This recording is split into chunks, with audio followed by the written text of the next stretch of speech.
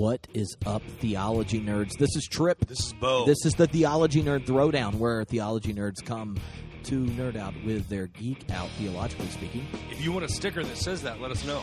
It can happen. They exist. But do they insist? Hey, if you are listening to this, next week Jack Caputo's new book comes out, The Insistence of God. Trev and I have had a sneak peek at it. It's really worth your time, energy, money, and effort. Yeah. So click through the Homebrewed Christianity link or the Amazon link on the homepage and pick up that book. It is going to be a conversation piece this fall around here. Yeah, if you get the book, then you can get in to the John Caputo book release party online. You'll be able to hang out with him digitally, see his face up there on the screen, and talk about the book right there. Booyah. I am smoking an acid cigar by Drew Estate, given to me by Deacon Elliott up in Auburn, California. So thank you, Rob. And thank you, Justin Rubenstein, for clicking that PayPal donate button. This episode of the Theology Nerd Throwdown is sponsored by you, my friend. Thank you. Yes. If you want to nerd out or geek out even more intensely than just the Theology Nerd Throwdown, then you should go High Gravity. You know, those beers that are like 3 times the alcohol for the price of one. It's the tasty light beer. Metaphorically, you could get high gravity on your theology by doing a high gravity class. And you can go to hbxstore.com and take you to our store on Mission Solutions, and you can download the audio of the past one with Pete Rollins. You can sign up for Atheism for Lent with Pete Rollins and I, and you can sign up for High Gravity this fall with Philip Clayton. Religion and science will be the topic, and the dean, Philip Clayton, will be walking us through his text, as well as some other selections every Monday. 10 o'clock. Pacific time. Yep. Which is lunchtime if you're on the East Coast, if Correct. you time it right. And it'll be streaming in HD from one of the smart classrooms at Claremont School of Theology. Bo knows Claremont School of Theology. I do. And you know what else? What? Claremont just started a 2-year MDiv where you don't have to move. I heard that. I know. Pretty smart. I know. So in a year... So you can stay with your congregation? Yes. That is like recognizing God's call in your life? Correct. And then you can train, but stay with them, and then continue on after you have that degree? It's crazy. That's but weird. They were like, how about we train people, give them all the wisdom they need and such, but let them stay in their home community, come out of school faster with less debt, and maybe then they'll be less bound to away from keeping those dreams they want to do. But they can become active because you don't have as much debt. You stayed in relationships with the people that kind of urge you on that way, and they can do it because they have all these new smart classrooms. So you can just show up in class digitally, and you'll be able to test it out right there on High Gravity. You'll see how nice it looks, and you'll be able to see Phil and I's face in HD, which is what my mom and his wife want. Also, if you're going to be in L.A. next week, Tuesday night, September 3rd, we're going to be talking with Reza Aslan about his new book, Zealot, The Life and Times of Jesus of Nazareth. That's a good book, too. I'm halfway through it. I'm excited about our conversation with him. And so if you're going to be over there, come be a part of the conversation. You can get your tickets on Eventbrite. Click through any link on the homepage. It'll get you there. We're going to go out afterwards to the Smith House. Yeah. They are extending their happy hour for us. Prices and menu. Basically what you're saying is that if you live in Los Angeles, you should come, and more importantly, you should make sure you come out afterwards so that we can hang out, because every hour that's hoppy is like 1,000 elsewhere. We have a busy fall. We've been on a little bit of a hiatus in August because you were out at the Wild Goose. Yeah. How did that go? It was awesome, dude, other than large amounts of rain. I was moisty the whole time. Oh, no. How do you feel about #moisty? Can we make that popular like zesty? I can see. It doesn't sound as inviting. It doesn't, does it? No. But still. The Wild Goose Festival was a great time. I saw hundreds of you deacons, and now each one of you that was there and kept offering to hang out with me at the beer tent. Mm-hmm. And I was like, could I have coffee? Which is generous. Thank you. Oh, my God. It was so generous. For offering. I know. I was just with teenagers. So you had to turn down multiple pints. Yes. Double digit. I still hung out and talked. Yeah. I just drink coffee and water and But other there's some things. people who technically owe you a beer. Yeah, so they could click that buy us a pint button on the Homebrewed Christianity. Every podcast post, it's right there. Yeah. You could buy us a pint. We'll even send you a picture of us drinking it. And you could even call the speak pipe and tell us like what you want us to talk about, why we drink it. And Yeah, you'll have a little influence. yeah, an influence. See? So, Tripp, you... But the Wild Goose was awesome. Yes, it looked like you guys had a good time. I just got some pictures sent to me, and it looked like there was a little bit of a party that happened. Yeah, well, and there was also this 26-second YouTube video of Christian Pyatt and I dancing during... I saw it. Yeah, so just to clarify, Christian Pyatt runs the Homebrewed Christianity Culture Cast. With Jordan Green and Amy Pyatt. Yeah, he was there in his cowboy hat, and I was there, and then when Trey Pearson, who was on the Homebrewed podcast not too long ago, when he started doing some music and DJing and stuff, we challenged those mainline Protestants to embrace their inner funk and to cut a rug. And right when it started, before we moved down to the dance floor, someone, I don't know, Aaron, used a smartphone to record Christianized moves. And if you haven't seen it, you don't have to. But if you're saying to yourself, does everyone have a little bit of dance inside of them? You can watch this and find out that quite possibly everyone does. But I just want to know, Bo, who did you think brought the most funk? Trey Pearson. I'm going to go with Trey Pearson. He seemed to be the funkiest person there. Yeah. Pick the tall, good-looking guy that was well-dressed. And throw Christian and I under the Hey, if you don't bus. subscribe to the regular podcast, we this week are interviewing Trey Pearson. We have the conversation with him from Everyday Sunday about the contemporary Christian music scene, the CCM, and him not coming out of the closet per se, but somewhat addressing being okay with those who do. What's nice about it is you kind of hear someone who's being honest in the midst of transition and stuff. And I know that some of you that are in that listen to the Theology Nerd Throwdown podcast a lot sometimes push back a little bit about my sarcastic triteness about certain issues. I've heard that, yeah. So I just really appreciated talking with Trey, and we hung out all week, and he helped me become a little more sensitive to things that I've way since got over thinking about or really worrying about. And he's honest, and the podcast is a blast because you hear what is it like to grow up in a kind of conservative Calvinist home. You become a Wesleyan, and then you get ruined by Rob Bell and start listening. Listening to the Homebrewed Christianity podcast like all the cool kids do. And but I'll just say, Bo, if you don't go to Wild Goose next year, I'm going to kick you in the nuts. Why? Because a whole time I talk to people and they're like, "I love Homebrewed Christianity podcast. Where's Bo?" and I'm like, "Well, I'm Tripp." And they're like, "Yeah." Yeah, we know. But they only want to talk to me if they have a question. They're like, "Hey, have you read this?" I'm like, "Yeah. What do you think about that?" Or something like that. Or the Icon people that were there, that they were cool to hang out with, and the thing is, a big group of the Icon group up in New York, where Pete's been doing that 1 year thing. Yeah, I'm pretty sure they have transcended Pete because they were doing pretty awesome stuff and he wasn't there. So he's gonna have to. He's gonna have to bring some heat, some new material and stuff because he's gonna have to step up. Yeah, because they come on, Rollins. Yeah, Pete, did you hear that? That's right.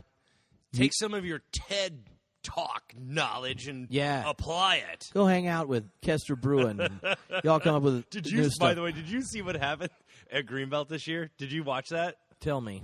Well, so Greenbelt is the Wild Goose original. It's in England, and it's this huge festival, Christian arts and justice and theology and music. It's a beautiful thing. But I guess Pete was there. There's a whole branch of radical theology that was being presented with Sarah Moody and Marika Rose, and John Caputo was there, and Kester. And I guess one morning, Pete was alerted to the fact that somebody had tinkered with his Wikipedia page, and he tweeted, "Who could have messed with my wiki page? Kester, would you know anything about that?" So I clicked on the link, and at the beginning of Pete Rollins' page, it says, "Pete Rollins, borrowing heavily off the work of Kester Bruin, and then it continued. I think my favorite was when he edited Pete's Wikipedia page during Subverting the Norm and added him to the Process Theology page. Which Pete would just be mortified by. It made him cry a little bit on the inside. Those two are hilarious. I know. I did talk to them on Twitter when we were there and explained to them that we needed them to come back to Los Angeles together because only when Kester's here will Peter get in pirate drag. Hey. Oh, hi, Elgin. I love being Uncle Bo. You get like their best hour a month kind of thing. It's awesome. They love it, and then I hand them back to their mom and dad. There you go. It's fantastic. Okay, we're Elgin back. just came by. Hey. He got a new pirate book. Yeah. And there was a discussion on Twitter between Kester and Pete about which one's cooler. Mm-hmm. And I think we just settled that. Yeah, Elgin thinks Kester Pirates. is cooler than Yep. Pete because Pete is just a sheep farmer, and pirates plunder sheep farmers. You cannot beat pirates. It's hard for a 4-year-old boy. He's 5. Oh, 5. Sorry. Gosh, check Man, your I'm glad facts. he First wasn't- day of kindergarten. I am glad he was not here to hear that. That would have been another 5 minutes of would've- clarification. Oh my goodness, he would have. I'm not going to kick you. What are you smoking over there? I am smoking a Rocky Patel 1990, and it's just so delicious. The best thing about going to North Carolina, other than wild goose and family, getting to go fishing, Elgin caught a 5-pound bass on a cane pole. I saw it on Twitter. And we went fishing with his cousins. And Elgin loves going to historic battlefields. So my parents take him to a different Civil War battlefield when they go, and he makes them read all the history plaques and watch YouTube videos about the history before they go. Oh, is that why he just got the Civil War book? Yeah, he got it because he's into it. The most exciting thing my mom and dad gave him was National Geographic's special Civil War Battlefields edition with this giant pull-out map where all the battlefields are. I'm sorry, I have to stop you. It's called the War of Northern Aggression.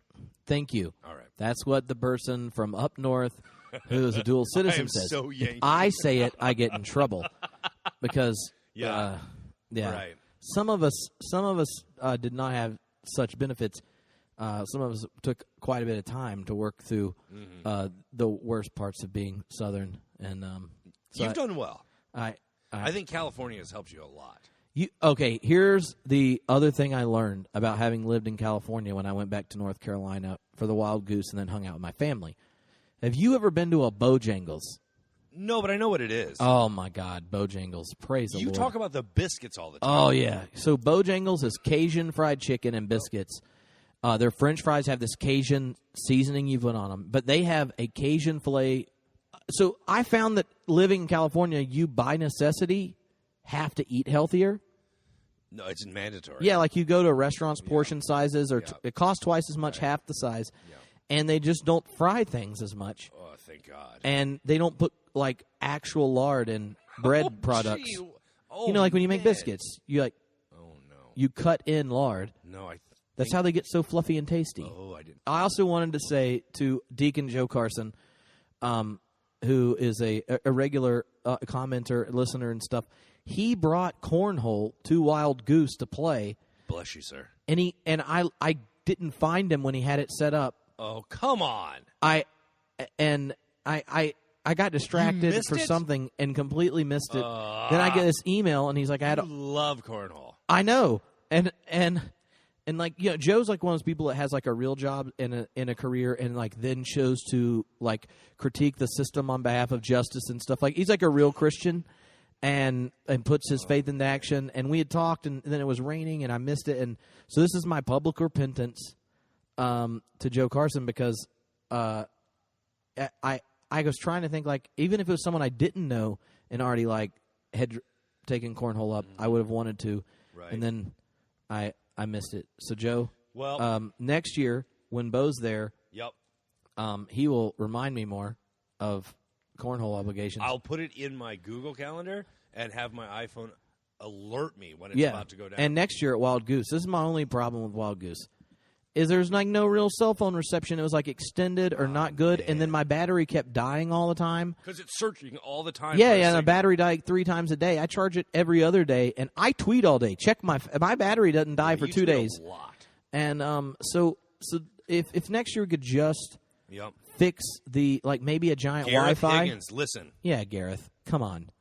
What are you doing? Get it together, yeah, man. yeah. You're just sitting there saying to yourself, "Hey, look, we had amazing representation about all the different progressive streams in Christianity, Diversity. Oh yeah, blah blah blah. It was all good, whatever." But No Wi-Fi. check, yeah.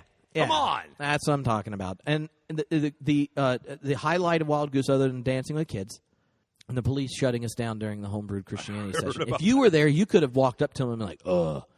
And like, Excuse me, officer. take off your teddy bear smile, Yup. and then rolled your sleeves up. I would have pulled off my teddy bear like Miley Cyrus at the VMAs. I would have just pulled it off, and I would have been like, I know I'm all cuddles up here, but seriously, don't touch that power button. The dance parties at night with Trey. Yeah. Trey DJ'd the dance parties. Yeah. You should listen to the podcast with him. We mentioned it. But so because of the way the sound curfew worked and things got scheduled this year, the dance parties are only like 40 minutes. So everyone goes like buck wild because you only have 40 minutes. Yeah. And they were just amazing. And the coordinator for the No Trace Camping team, Eric, the Potter, homebrewed Christianity deacon, he camped next to us at Wild Goose West. Mm-hmm. He made tons of beer mugs and wine glasses that he brought and handed out for free. He was an amazing leader with my teens. They loved him. Whoa. And he helped us recruit every night for the dance party. And I just wanted you to know that after having seen all these Wild Goose people, you want to know who brought the most joyful ruckus on the dance floor? I'm announcing it right here. I'm just letting you know. I have no idea. Who? Julie Clausen. Oh, man. Yes. The last night, I mean, it was close. I was trying to decide who it was that was going to bring the most heat. But the last night, towards the end, Trey did one of his songs called "Solar," and that was like, you know, like occasionally, like when you're dancing, and it's like from little kids up to old people at Wild Goose. It's not like dirty, nasty dancing. It's like straight up fun. Everyone's like having fun and stuff. During the dance party, you see all these like big eschatological happy smiles, and like all of a sudden I saw like 3 in a row, and then Julie like jumped up and smiled, like boom, Kingdom of God kind of smile right there. Whoa. It was just tons of fun. Like all of our friends were there. You weren't there, so next year, yep, you'll either be there or I'll kick you in the nuts. Okay, in the name of Jesus. Duly noted. Hey, listen. So we've covered a lot of territory so far in the intro, but now we need to get serious. It is time to nerd out. Tripp, I need you to pull your geek out. No doubt. While you were gone, I got in a little kerfuffle, and I don't want to go into the details of it, but suffice to say, I retreated into the identity that I was a Christocentric hyper-theist. And then what happened is I pointed people to your and Callid's original conversation about hypertheism. Yeah, and from Wild Goose a year ago. Yeah, a year ago, right? So that's the segue. And what happened is people liked it. They were like, hey, this sounds interesting. By the way, what is a hypertheist? And I promised them that you and I would flesh that out a little bit. So I want to just tee you up. I have an idea. Oh, okay. So, because we have a hard time like actually covering all the topics planned. So that has happened before. You just keep asking me questions and I'll respond and stuff, and then what we'll do is we'll make Callid get on for a TNT, and then we'll flesh it out more. Okay. And so it'll be a double cast. Yeah. Okay. So listen. Plus, my notes are at my office. That's all really good. So in the next couple of minutes, we're going to talk about hypertheism. So all right, we're not going to talk about how you're not a radical theologian. No. But I'm going to fit that into hypertheism. No, we're not talking about that. All right, Bo's it's not. It's the one thing we're not talking about today. That's good. We're not talking about Bo's not a radical theologian. I'm not a radical theologian. Yes. Anyway, all right, here we go. He might be. You ready? You ready? He's crossing his fingers. Geek out. What in the world would anyone who claims to be a hypertheist be saying about their belief in God? Well, the hypertheist term kind of came up when Callid and Jeremy Fackenthal and I are hanging out at the AAR, which is the American Academy of Religion. And so Jeremy Fackenthal, a kind of post-structuralist, Whiteheadian, with a good dose of the Frankfurt School-style Marxist strand. Then Callid, who you all know, our Quaker in residence of the Homebrewed Christianity podcast, who didn't even grow up Christian and became Christian at this very progressive Quaker assembly, and has since then gotten more Christocentric. And then me, who I came to using the phrase after having Ponnenberg and John Cobb make theological connections in my brain. So we're all sitting there talking. You kind of mainline those two. Yes. Yeah. Yes. Cobb and Ponnenberg, you're like an addict. I know. We actually had someone call in the speak pipe that was like, could you do a whole episode on Ponnenberg? You're like, I could do 7 Yeah, without taking a breath. But we could do one, and that one would be quite a bit of fun. I want to do it with Philip, because Philip was a Ponnenberg student. And anyway, so yes, it's coming. Toy Adams has requested like 3 times, and then someone called in. So Ponnenberg episode is going to be my birthday podcast this year. So we're sitting there, and here's the predicament, right? So let's say that you're a nerdy Christian. I am. And Jeremy, Callid, and I are progressive Christians. Like we love Jesus and our gay, lesbian, transgender, bisexual brothers and sisters. We think that part of whole robust Jesus love involves caring for the planet and advocating for systemic change on behalf of the poor, marginalized, and excluded. And we're just not even interested in debating those. And not because they are important. We just think that, we want to go to churches where this is what it means to be a Christian and practice it. But we also still want to be able to talk about God without crossing our fingers. So, and part of where hypertheism came from was Tripp at the American Academy of Religion. We're having this discussion after a panel with some people that have been on the podcast and things that our deacons may like. We won't name the people there. And I made a joke that I'm not sure that anyone in that 3-hour read papers with footnotes session has been to a church in years, and yet they're telling us how we should talk about God today. And I was like, that's not. I was like, they definitely don't like theism. They don't want to tell everyone they're an atheist. They're more like a hypotheist. Nice. Like they're They're not like an atheist or a theist. They're like, oh, that's Tillich told us that debate's bad. But they were like, so the best thing we can do is deflate everything we say about God. Like they make this like giant, little balloon mans that work they like little clowns, and they blow those balloons up and make these images and such. And they're like, oh, look, it's a giant sword made of balloons, or look at the little dog with balloons. And they make. So for those who don't know, just if you haven't read Tillich or you're not familiar with it, what he's alluding to is that Tillich said, God doesn't exist. God is that which allows everything else to exist. Yeah. Is the ground of being. God is the ground of being. Yeah, and why? I'll come back to my deflating of the balloons in a second. But just so theology nerds, if you haven't, why people think the whole theism and atheism debate's dumb isn't because they either don't have something to say about God or not, but because that debate is actually not. It's actually not foundational to Christian theology at all. We're not saying that God doesn't exist or God insists or whatever you want to do with that. We're saying that the debate we have in culture about theism and atheism is a product of Western monotheistic culture responding to science. And so then you have people that want to prove with reason that God exists. Yeah. And people want to prove God doesn't. And it's so just dreadfully boring. And we've all been through it 1,000 times, this binary, and you just get stuck in this round and round cul-de-sac conversation. It's more boring than a boring mainline Protestant church. Like, jeez, that's saying something. Well, I mean, I have gone to events where the new atheists are speaking. To me, it reminds me of Acquire the Fire events. Do you remember those? I do. Okay, so at Acquire the Fire events, you have a bunch of like kids that are coming to get sugar, play games, and listen to Jesus rock. And then there's someone that speaks that is probably in their 40s, but with really cool haircut, and they tell some jokes and stuff.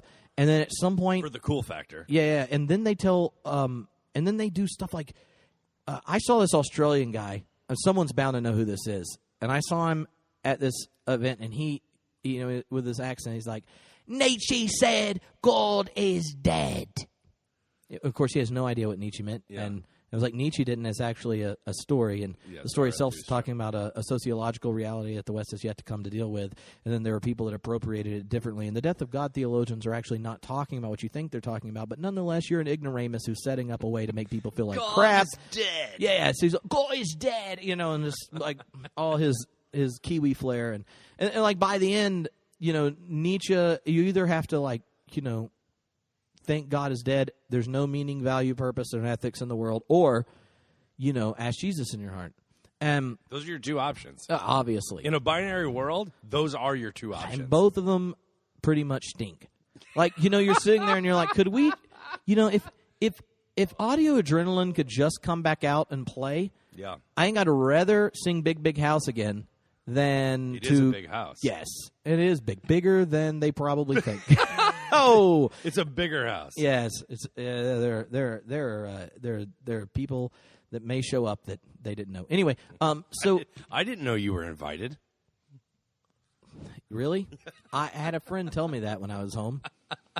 There's nothing quite like a friend that, like, when last time you saw them, they were an atheist and then became a fundamentalist. That happens? Yeah, and I'm like in the South, right? So they're all Bible beaters or really against it. Okay. And there's not a whole lot of like Christian culture that's not really aggressive.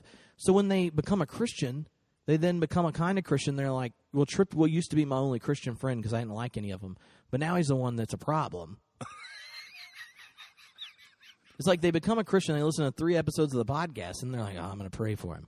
It's so... Oh, mama. So back to acquire the fire. Yeah, so they get in this debate, and the whole thing is they're trying to, carbon dating a live animal, and they look old. It's clearly the Earth is young. Stuff like that, and you're just like, what are you trying to prove? If you came up with some really crafty way of demonstrating there was an ultimate reality that was personal, intentional, revealed itself in history, uniquely in the people of Israel, and then definitively in the life, ministry, death, and resurrection of Jesus Christ. And you prove that, and every reasonable person should believe it because there's tons of proof and evidence for it. And all that kind of stuff. I still don't know what you've accomplished because Jesus didn't even engage in those discussions, right? Like, Jesus never went around worried about whether someone thought God existed or not. And if they did, his questions weren't like, let me update your theology. It was like, well, what kind of world are you a part of making?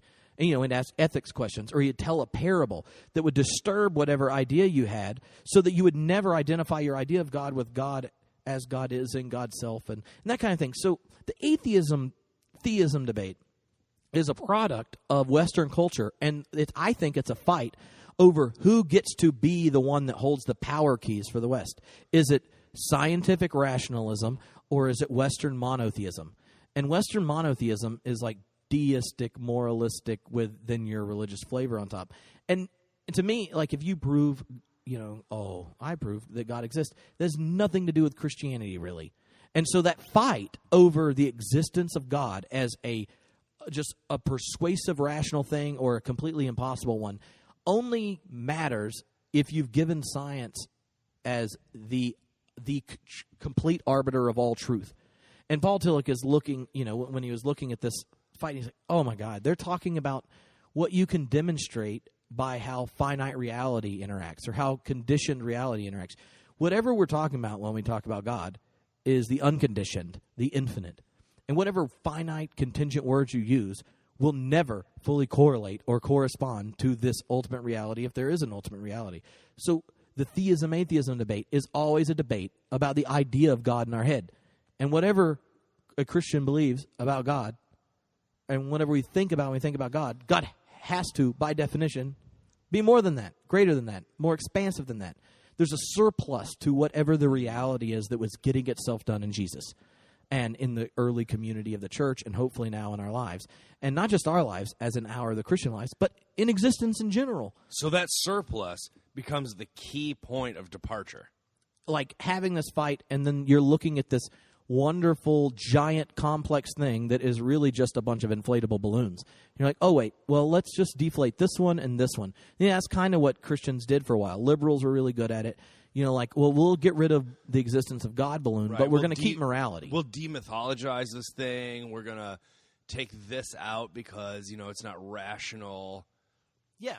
Or, because there are other religions that we don't think should go to hell. Therefore, we'll deflate the Christology balloon. Yeah. And that kind of stuff. And the reason is I think that the discourse was so shaped by defending something that's just tertiary. How many people that you know that are Christians that go to a church and have their vocation and are materially invested in their lives, the people around them, community, family, and doing beautiful things, that if you are sitting there going like, what does it look like to live a kind of full Christian life? How many of them you think lose sleep over this? Not many of them. No. And the ones that do, the ones that don't and have this conversation are my favorites, because they'll have the science and religion conversation and stuff, and it's really important. They're not intimidated by it, right? Because they've been grasped. That's the whole point that Paul Tillich's trying to make. That faith is about being grasped, not by you grasping something else, be it God or God's absence or whatever. Yeah. You're from your gut. You are grasped. That's what Paul Tillich was getting at when he's like, this is an old dichotomy. So we're not worried about the image of God that gets critiqued as a projection by Feuerbach.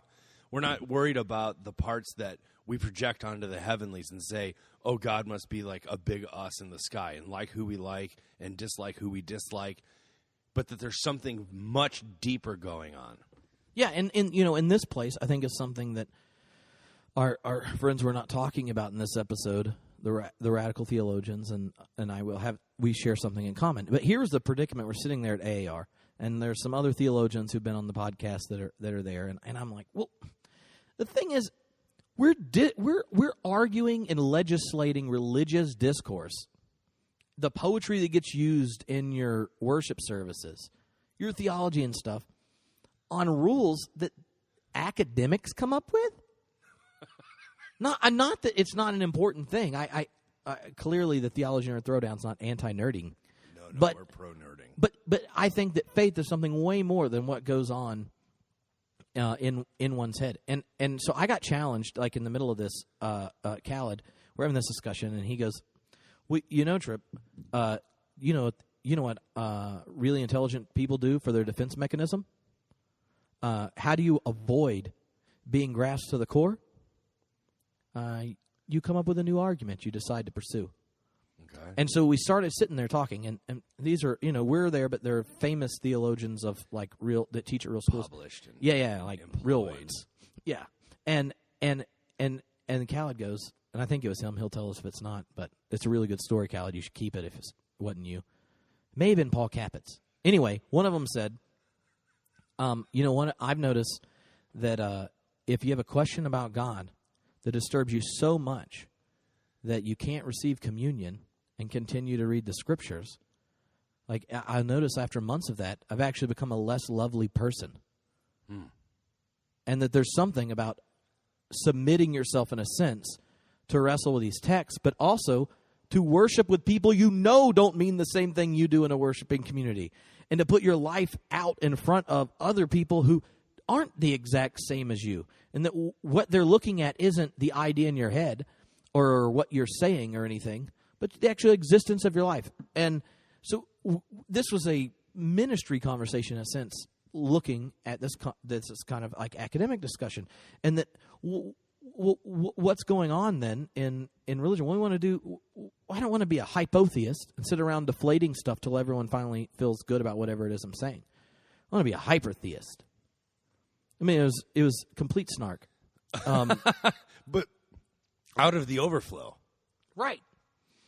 And why does it make sense? For me, I got there thinking through, what is one of the unique things about the shape of Christian belief and stuff? It's eschatologically shaped. That Christianity comes out of apocalyptic Judaism.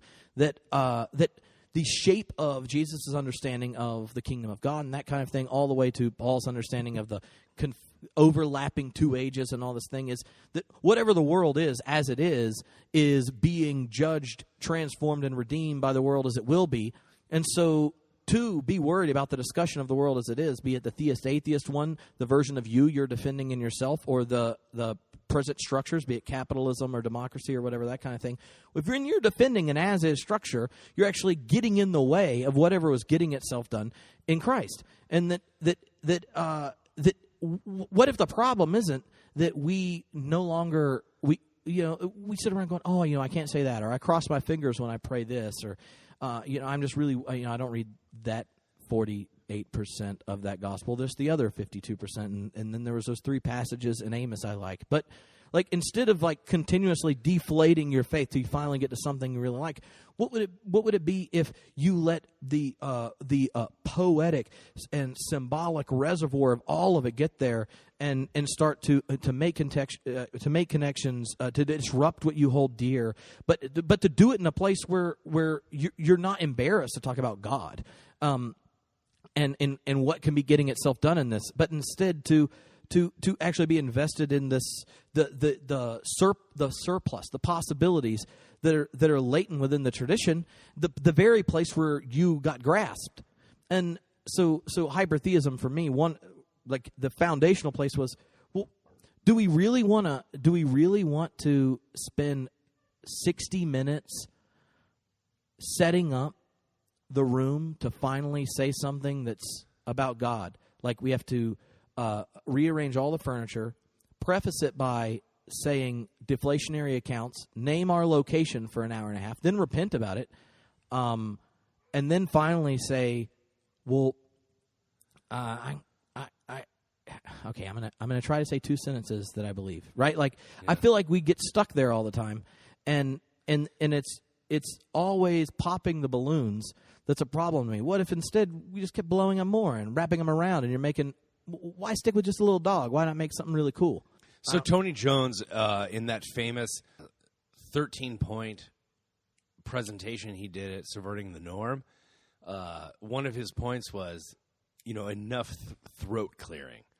And that's what you're talking about, of all the conditions and exceptions, naming it up front in order to try and say something real. Yeah. But instead recognizing that there's this great reservoir of meaning, symbol, and metaphor, and that the poetics of it provide a surplus and an overflow of meaning that can be drawn upon, that you don't have to clear your throat for an hour and a half before you say anything. Yeah, and here's the thing. Theism and atheism debates, or arguing about weird particularities of medieval atonement theories, or your eschatological premonitions, I don't know, whatever, all those kinds of things, that we're usually arguing about nouns, like ideas about things. And one of the things that I think that process people, radical theologians, people like Moltmann, social Trinitarians have this insight that actually what's at the heart of the Christian faith are the verbs, the activities, the becomings, the transformations, the actual material living of the faith. That's actually what it's about. And what we've done, because Christians got so defensive or trying to be so conciliatory towards discourses about truth, the nouns of reality, that we then get rid of all the language, stories, symbols, practices, traditions that are the very places that shape the verbing of faith. And when you look at Jesus interacting with his tradition, he took everyone, he never questioned whether or not they knew the nouns of the tradition they were dealing with. He just distorted it so that if you really did know it, you'd have to do it. And he didn't explain theology to his disciples. He was just like, come on, here's what I'm doing. I'm going to preach good news, bring recovery of the sight to the blind, the poor, preach Jubilee and stuff. And then I'm going to anoint you to do it. Because you want to know what we're about? We're just like doing these things. This is the activity verbing of existence is this. And that, like, when you're doing those things, as a hypertheist, I have no problem throwing up ideas about those topics, be it religion and science or pluralism or Christology or whatever. But they derive from people who are in the process of trying to have their form of life shaped by the activities of faith and justice and repentance and all those kinds of things. When they're being shaped by that, and the stories of God being the one who leads us out, liberates us, Exodus, the one who conquers death, or the death we carry and the death that names all of us. And when those are the stories that shape us, then then I think it leads to a much more robust way of doing theology that can also engage in critical thinking and dialogue. But so many times we deflate the very balloons that could just get twisted and reshaped around, and something awesome comes up. A lot of times I feel like you're sitting around with just one balloon. The doubt is not bad balloon. Yep. Well, one balloon can do some really cool things. Yeah. But why you got to get rid of all of them? Sometimes, like, for example, I'm working right now on a sermon on Hagar. Sammy Hagar? Yes. Mas Tequila. No. And inside joke. Yes. Well, I'm pretty sure every good TNT listener is a Van Halen fan. Okay, good. And knows the singer's solo careers. Just kidding. Obviously. Okay. Just checking. That's good. Just good to check that. Anyway, but I think that there's a... Where was I going? I just got distracted on Sammy Hagar. I now have the song in my head. I'm sorry. I don't know, but let me take you in a different direction. Good. And we may circle back to this, but here's the thing. It's possible. So in the liberal conservative binary, both are foundational at some element in that they reduce down, right? It's a reductive move, that they boil down faith to like the lowest common denominator. What things can we really hold on to? What things are really essential? We get that in place like a foundation stone, and then we build everything else on top of it. But what often happens is people are reducing things down. They start popping the balloons. They're left with very little clay, to switch analogies, to work with to mold something new, and they get down to these like a few basic things. And they're hoping that they're set in place and that they stay in place and that you don't have to kind of question those anymore. But what you're talking about is saying that reductive move actually kills, in some sense, the life of faith. Yeah.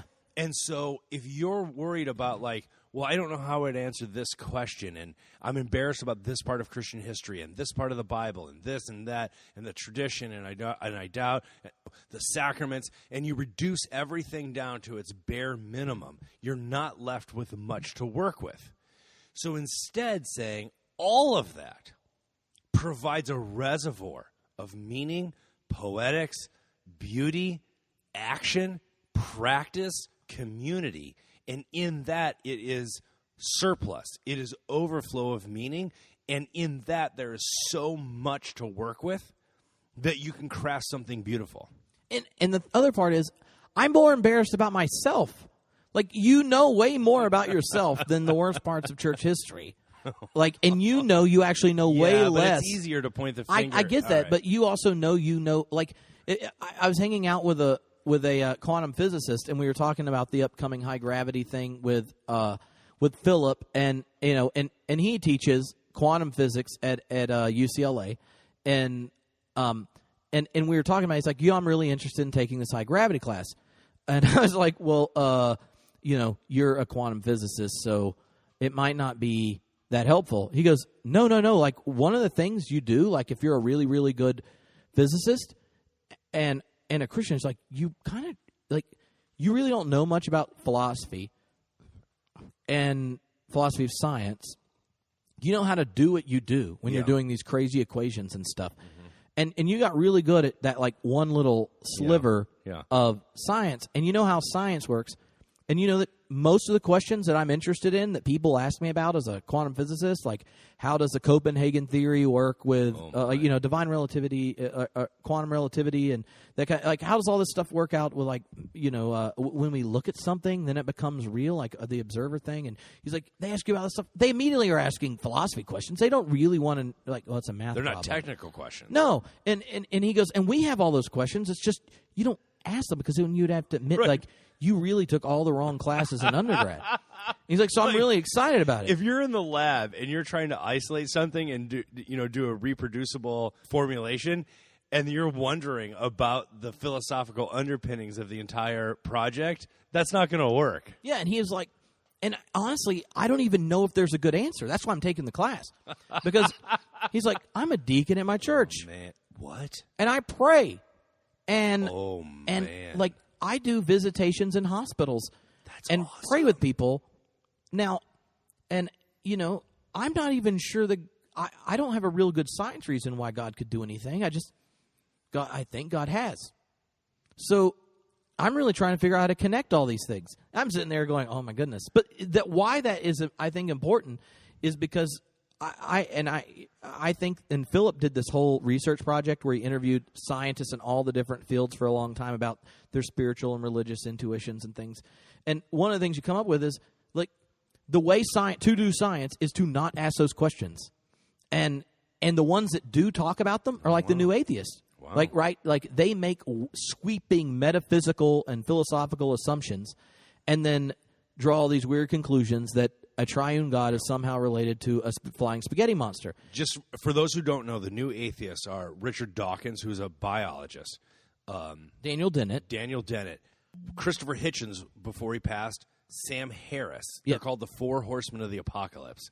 So when Did they give themselves that name? I don't know, but they do claim it now. I know. I just feel like I don't know who gave it to them. But anyway. That's a really cool brand. For somebody who doesn't know, when we say new atheists, we mean those four: Dawkins, Hitchens, Dennett, and Harris. But I tell that story because here's someone who, supervises dissertations about this crap at a very well-endowed school. And he's saying, well, I'm really interested in this. I'm like, oh, my goodness. But it illustrates the fact that the way science is played out in culture, to do science is to not ask those questions. And those are the very questions he wants to ask. And he actually lives, practice, verbs, faith. That's all I'm saying, is he goes into a lab, is a person of faith, and then goes and visits people from his congregation in a hospital. Wow. And powerful. So I'm saying that because I think there's that for so long, when we argued about trying to prove the existence of God after science, the defense mechanism was either to deflate everything, make it a human construct, and then say God's dead, and then move on, or to get defensive and try to prove beyond a shadow of a doubt that there is this giant, uber, transcendent being who does everything. And one of the things that hypertheism, I think the kind of second big point to it would be that it fully embraces the immanent plane. Right? Like if God before is this transcendent deity who's up there, out there somewhere, and maybe occasionally shows up to do miracles, but gave us the rules of what to do, set the natural law, and then hangs out up there assessing us, maybe judges us, comes down in Jesus or heals somebody, or and then comes clearly for the eschaton to fix everything, then we're like, yeah, that God doesn't exist. Oh. And that's a bad idea. Hypertheism goes, look, if you just stop defending this out-of-date, nonsensical idea of God. Conception. Yes. Then maybe the actual image of God that's been resonating in the Hebrew Scriptures and the early church's witness of a God who's down and in, invested, participating, right? Like the moment in the first creation story, once there's stuff around, right? Like land, water, then it says, let us create, let us bring forth. Creation from very early on is a co-creative activity. It's something that's getting itself done, not just God, but God down and in and with and through. And so if you take that and then get all the way down to like Jesus going, well, the kingdom of God's here and it's coming and it's getting itself done in us, among us, and through us, and we can all be a part of it or you can be against it. But it surely isn't about some giant divine escape plan later. Where is God? God is very present, and God is coming and disrupting and inviting and luring. God both judges and redeems. God both liberates and then calls you to be a liberator. It's this dynamism of life-giving, living, verbing in the present that hypertheism's about. Well, if you're doing that, right, like if you think that the prophets are sitting around looking at Israel going, well, no. Like, you were a called out people. You were blessed to bless. It was actually the activity of blessing that would demonstrate the reality of God. Or if you are a disciple, and no, wait. Let's see, like when I anointed you and sent you out 2 by 2, Jesus says, to go do what I do. The reason I did it is not to demonstrate how awesome I am when I laid my hands on you, but to demonstrate exactly how powerful the Spirit of God is in the very world that we're living in. And you know it's true because you met it in me. Now I want you to tell other people it's true and demonstrate it in your life. And so if you see people that are doing all the stuff you're doing, don't say, oh, you know what, y'all are going to have to stop that because that's what Jesus' team does. Yeah. No, just know the Spirit's already there working and active. Because the whole point of it is actually this transformation, this liberation, this movement of justice and wholeness that's taking place in the world. And if you see God is present, living, and active there, then the question about an up there, out there God's reality is just dumb. It's a waste of time. Yeah. And if you want to demonstrate the reality of the living and life-giving God in the present, you're going to demonstrate it by verbing, by transformation, by material embodiment. Yeah. And so for me, that stop wasting our time defending the up there, out there God, because the up there, out there God has been a problem throughout all of church history. Yeah. The really vital critique that is inherent within hypertheism is that what we've inherited from the Enlightenment, both in the liberal and the conservative tradition, is this reductive move about there's a fear within each of them. For the conservatives, it's conception. How do we conceive of this what happens God? If you give this idea up? Right. And for the liberal, it is projection. What are we as humans projecting onto God and making a God in our own image? And because of that fear, there is a tightness to the whole thing where we try to hold on to ideas and justify our conception of God instead of being concerned primarily with the practice of God, in which God lives and moves and has God's being. Yeah, God's not a boa constrictor. And so we've reduced it down so far that there's just little to work with because, and here's the important part, we have conceded initially the rules of the game to the critique that came from reason and science, and we've held on to whatever we could hold on to because we felt like it was under threat. Hypertheism says, forget that. That's the wrong game. Don't get messed up with trying to hold on to whatever vestige of the inherited tradition that you can cling to.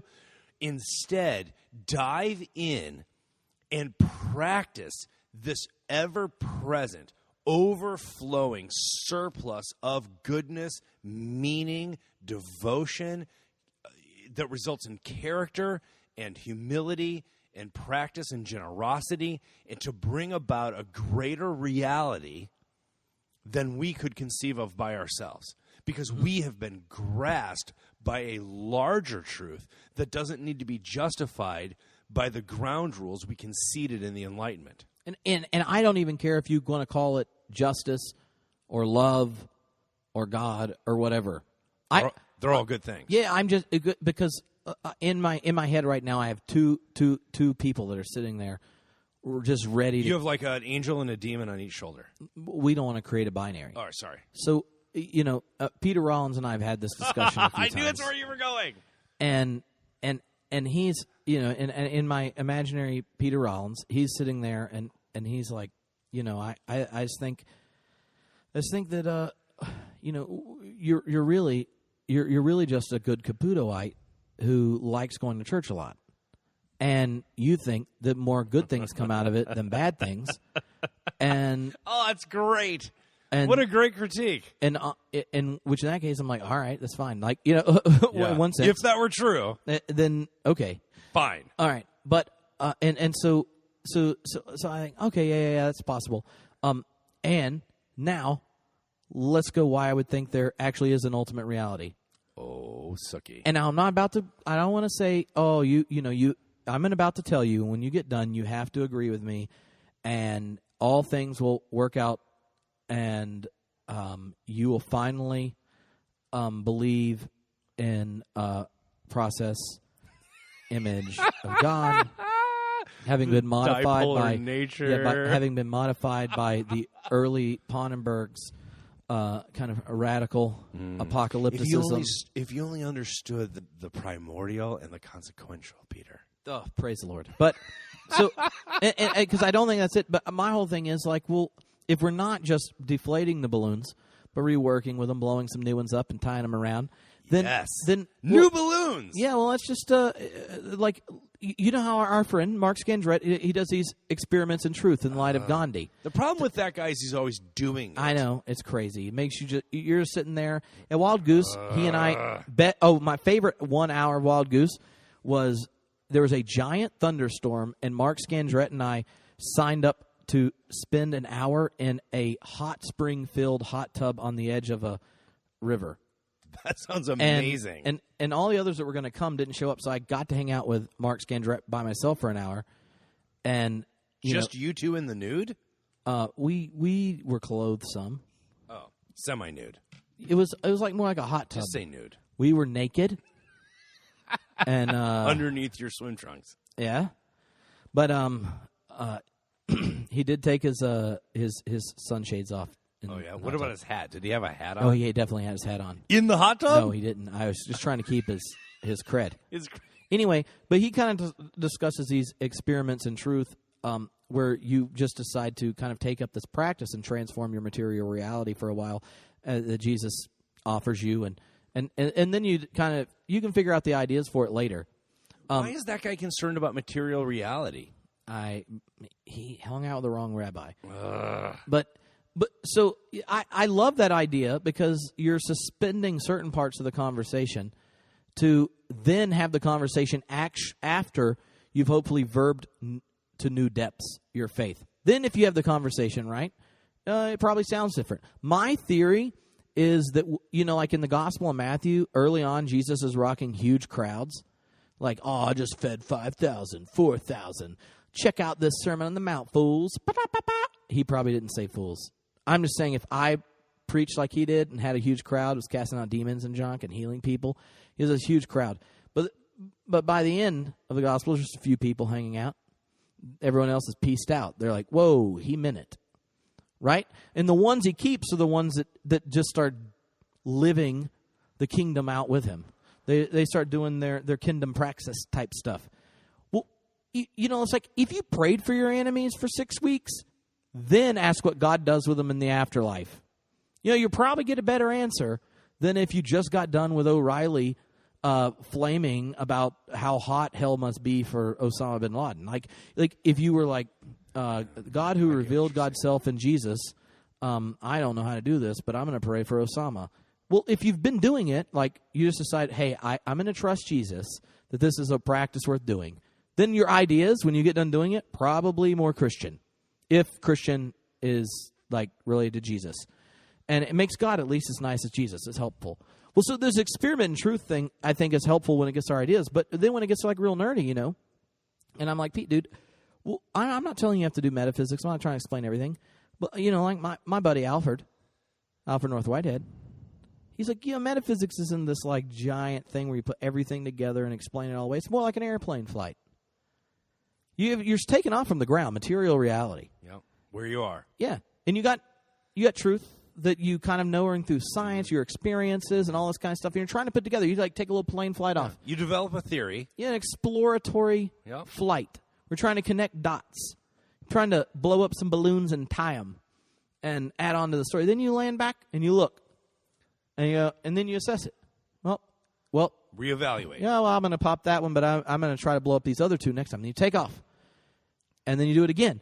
And the reason that the Whitehead develops this kind of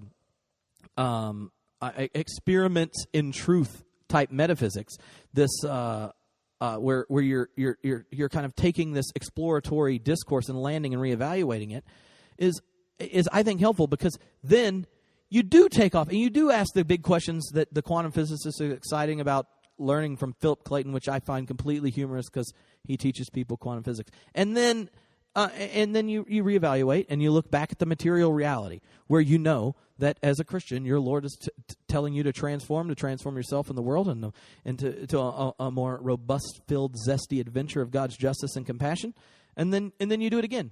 And the reason you do the explorations is because you're trying to both do a poetry that testifies to this beautiful image of God, but also try to discover new depths of it and reevaluate the balloons you had arranged how you had it before. Instead of putting everything you believe in a lockbox or a safe and guarding it and God help anybody who tries to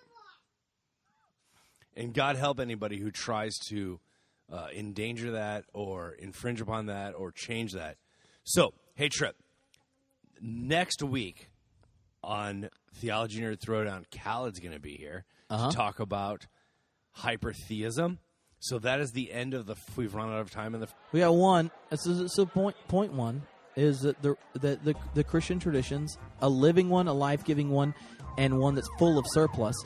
And the second point is that the Christian form of existence is about activity, verbing, becoming, and transformation of yourself and the material reality around you, and that and those are the two things that are grounded in the apocalyptic shape of the Christian faith, both the judgment of the world as it is and the promise of the world as it will be, regardless of what you think or mean about that. It puts you in a dynamism. And then there are four other ones that I guess I'll discuss with Callid. I was just recapping because Elgin's currently in a pirate outfit, slicing a bow.